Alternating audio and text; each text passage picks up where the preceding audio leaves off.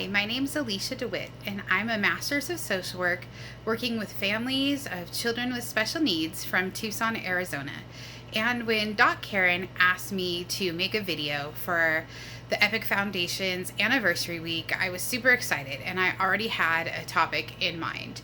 It's something I don't think we talk about very often in the chronic illness community, but I want to title this little video Chronic Illness, Caregiving, and Coronavirus, oh my. So I hope you enjoy the few minutes. I just want to talk about what it's like to be a caregiver, either of children, elderly parents, or maybe even your partner or spouse, in the time of coronavirus while also dealing with a chronic illness. So I have a son who's 9 who is special needs, and I don't know about you if you have children, but before times before coronavirus, I already suffered from a lot of mom guilt. Living with a chronic illness, I was definitely not a Pinterest parent.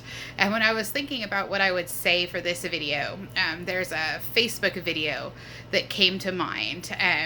You can Google Dad Makes Lunch, and I think you'll find it if you haven't seen it before. But it's a father preparing lunch for his school child for the day while watching a Pinterest video of a woman making like the greatest Pinterest worthy lunch ever. And he feels guilty, and at the end kind of sticks in a stalk of celery to make up for like what was lacking, I guess, in his Lunchable that he stuck in there.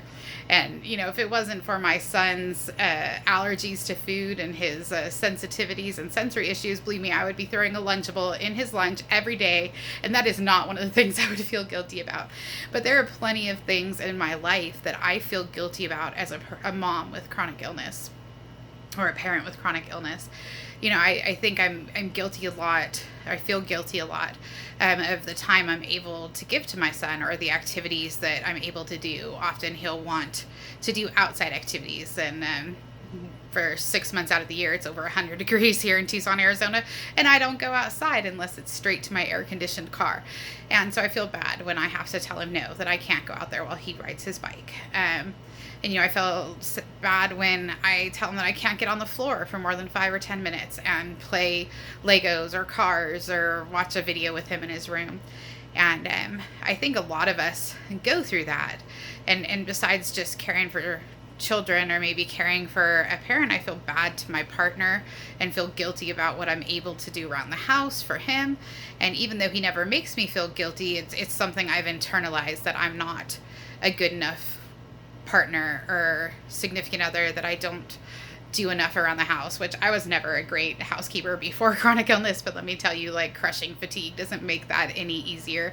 So I think I was burdened down with a lot of those things that I felt I should be doing as a parent, I should be doing as a partner, I should be doing as a daughter for my parents, and things like that. And then now coronavirus has come, and we're stuck in the middle of this isolation. Oftentimes we're isolating from our families. Many of us are immune compromised or have other problems like respiratory issues, where the coronavirus is a real threat to us and our families. And so I feel extra guilty now because my son and my partner are like having to go through really strict quarantine so that I don't get sick.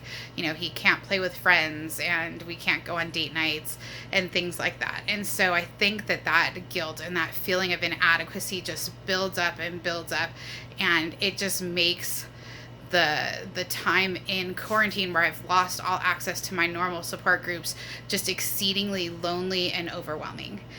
And I don't know if you're feeling like that too right now. Maybe it's just me, but I have a feeling that there are a lot of people out there that are feeling like that. And so I wanted to talk about a few things that maybe we could do during this time, and maybe keep them up after coronavirus and after the quarantine lifts, but to help us overcome this feeling and this need to be the perfect and like fill in the blank afterwards. And so my first one is like self-care. And I know that's a word that gets thrown around all the time now. But I don't mean like take a bubble bath while your kids are still screaming out in the other room, or go get a massage, or things like that. I think for me, self-care means doing things or using our voice to get things that actually help improve our lives. And so for me, things like self-care are practicing communication skills. So, I need to sometimes express my feelings to my partner and hear him say back that, a lot of this stuff is in my head, that he doesn't think I'm inadequate, or, he's not ashamed of what I can do around the house. And then sometimes I also need to speak up and say, I've like hit my limit. And that's embarrassing to me sometimes, that like, hey, I cleaned out like one row of the dishwasher. Can you do the rest?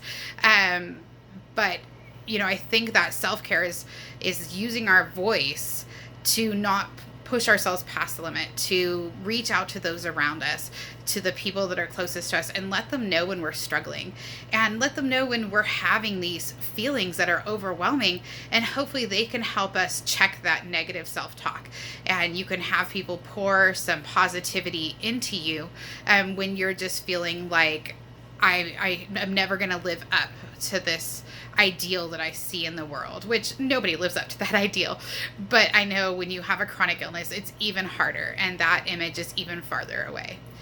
And then another thing is, I really like mindfulness. It's something we do all the time at our house, because with a child with autism, we're constantly working on getting in better touch with your emotions, understanding how your feelings and your body work together.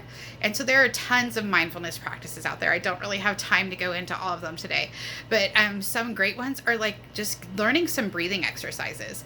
When life is overwhelming, sometimes just taking a moment and taking some breaths helps to stop that cycle of negative self-talk, or stop that shame or things that are going on. And so I've learned to just sometimes stop and take a breath. And there's some really great breathing exercises out there. Also things like journaling. I know sometimes it's like self-care seems like one extra step that we have to do on top of the already endless things that we can't get done on our checklist during the day. But mental health is really, really important, especially in the chronic illness community, to make sure that we're taking care of our mental health. Our physical health is always so precarious. And so if we don't constantly nourish our mental health with different forms of filling into that, then that can start to be off balance too, and then you're dealing with both physical and mental health problems. And so things like, for me, like journaling, meditation. I've started using an app that it's about 10 minutes of meditation at bedtime, and I can't tell you how much better my sleep has been with it, to just go through these breathing exercises, go through these exercises where I relax my muscles at the end of the day. And I've been sleeping better, and I've been waking up feeling a little better about myself. And so that's one of the ways that I have learned to kind of pour into myself for my own mental health during this time that is just there's just so much stress going on, even beyond our normal stressors. Living with a chronic illness, the stress and trauma right now is just so overwhelming. So I don't have too much more time on my video, but I just kind of want to end with a little bit of hope that if you are out there and you are a person living with chronic illness, and you're also a caregiver of young children, of high schoolers, or of aging parents, or maybe your spouse just got a cancer diagnosis, or they're dealing with their own chronic illness, I just want you to know that you're not alone. There are others of us that are going through the same things, and hopefully you can reach out to me, reach out to Doc Karen, reach out to the Epic Foundation.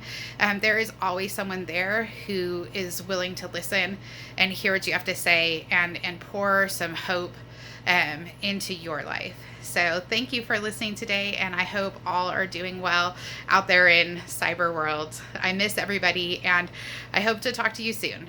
Bye.